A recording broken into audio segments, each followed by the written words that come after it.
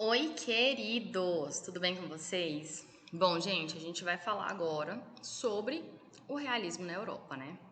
E aí também, esse documento que eu vou mostrar já está disponibilizado para vocês lá no mural da sua sala. E eu só vou fazer um resuminho. Lembrando que esse é um conteúdo que a gente viu lá atrás, né, no início do trimestre, mas está aí na nossa prova, então a gente não pode deixar, né, de visitar esse conteúdo. Bom, e aí, vou até me posicionar aqui que eu fico melhor no meio, né, no centro.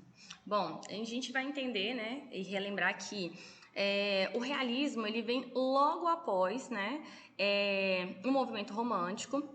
Ele tá contra os ideais românticos, né, as ideias acadêmicas também, mas um fator muito importante é que, de fato, ele vai começar na França, né, ele tem um objetivo ali, né, de retratar características de um século novo, ideais sobre o que está acontecendo, uma temática que não é tão uma temática clássica, mas depois ele vai aparecer em outros países da Europa.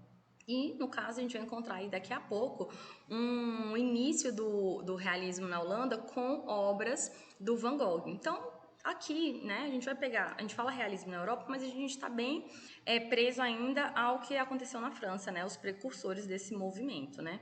E, claro, tem a ver justamente com a questão de tudo que está acontecendo, né, industrialização, modernização, sair dessa questão mais feudal e indo justamente para esse polo econômico aí que a França, né, de fato vai se tornar.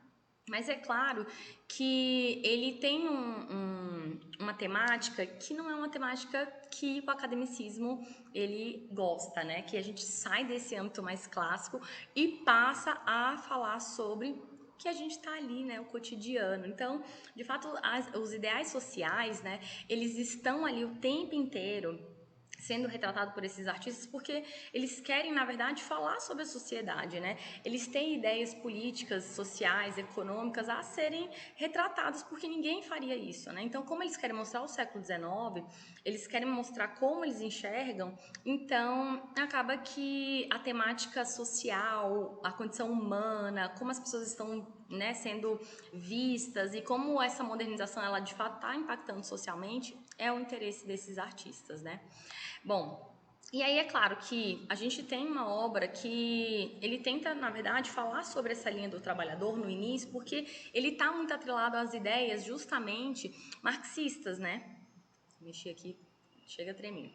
Mas quando a gente olha para essa obra, ele na verdade vai mostrar que as pessoas que estão ali, elas exercem essa função delas, exerce na verdade um impacto também para a sociedade, além dessa paisagem maravilhosa. Bom, e a gente está falando de paisagem também porque uma das escolas mais importantes para o realismo, que foi a escola de Barbizon, ele tem como um dos principais temas a questão justamente da paisagem, né? Então, mostrar justamente a variação dessa paisagem,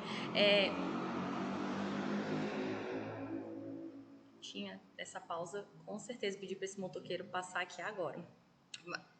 Voltando.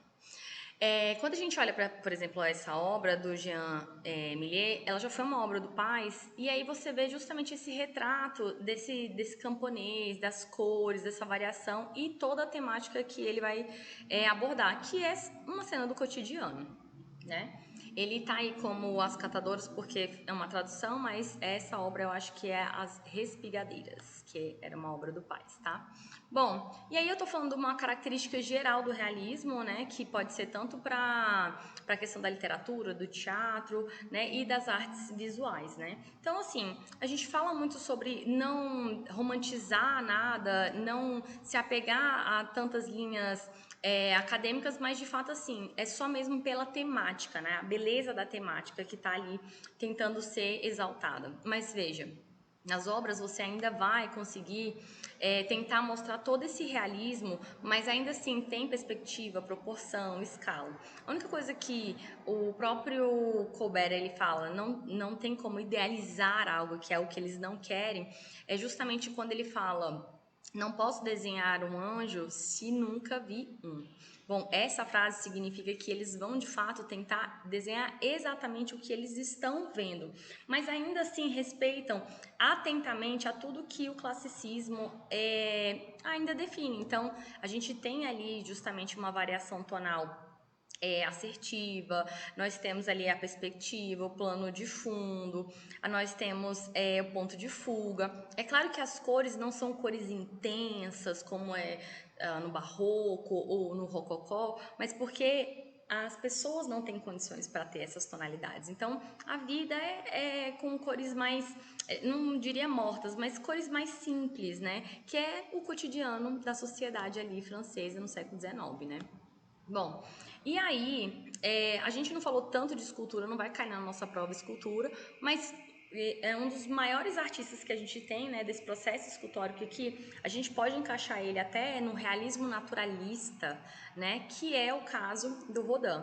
E o Rodin, de fato, ele tende a buscar nas obras dele esse realismo da pessoa, do sentimento, da carga voltada para o estudo, para o conhecimento, né?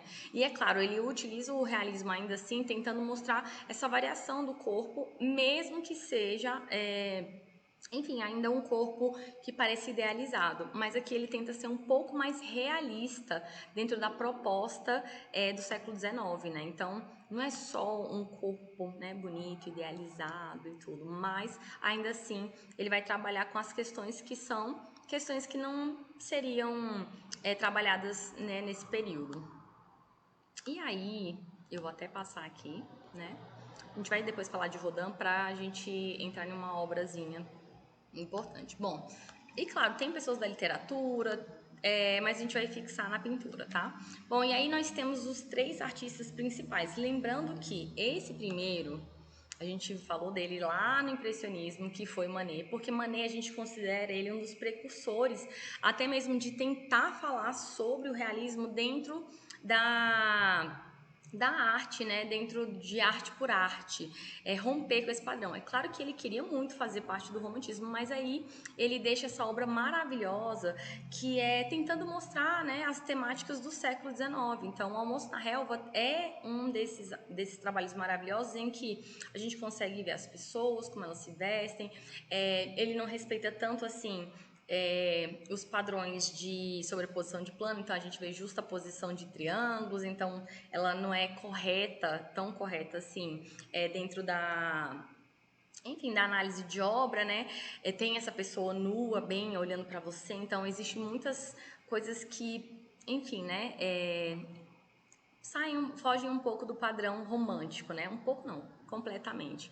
Mas também foge um pouco do padrão que o próprio realismo queria, que era falar sobre o cotidiano, pessoas mais, enfim, né? Pessoas comuns. E ele, claro, não convive com tantas pessoas assim voltadas para o povo, e então ele acaba desenhando o que está mais perto ali desse, né? Do cotidiano dele. Mas já Gustavo Colbert, ele é um desses artistas maravilhosos que, de fato, ele fala muito sobre a luta do trabalhador, então ele é dessas pessoas que a gente viu, os quebradores de pedra, e a base dele é justamente, além desses camponeses, né, é o trabalhador mais urbano. Então ele vai, de fato, tentar falar sobre essa nova perspectiva, mas ele tenta empregar justamente a técnica do fotógrafo.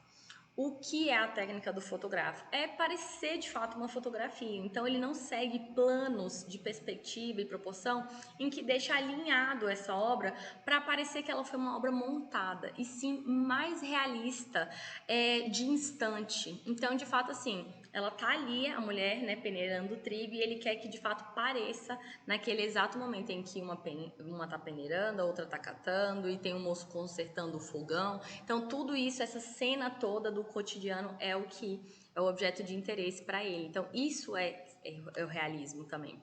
Bom, e aí um dos queridos, um dos maravilhosos, que é o Jean Millier.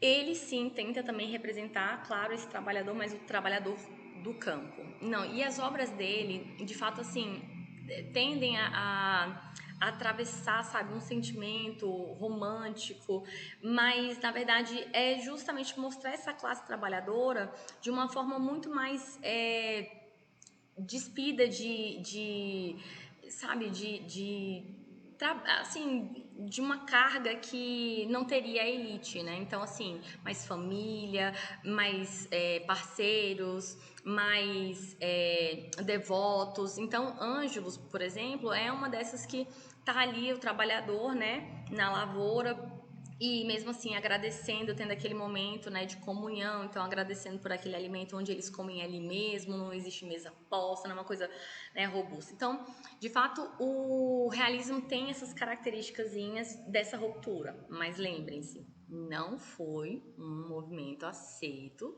pela sociedade e nem pelos acadêmicos, né? Então, assim, as pessoas não queriam comprar obra, a elite não quer comprar obra justamente do trabalhador deles, né? Então, é um movimento fadado ao fracasso também.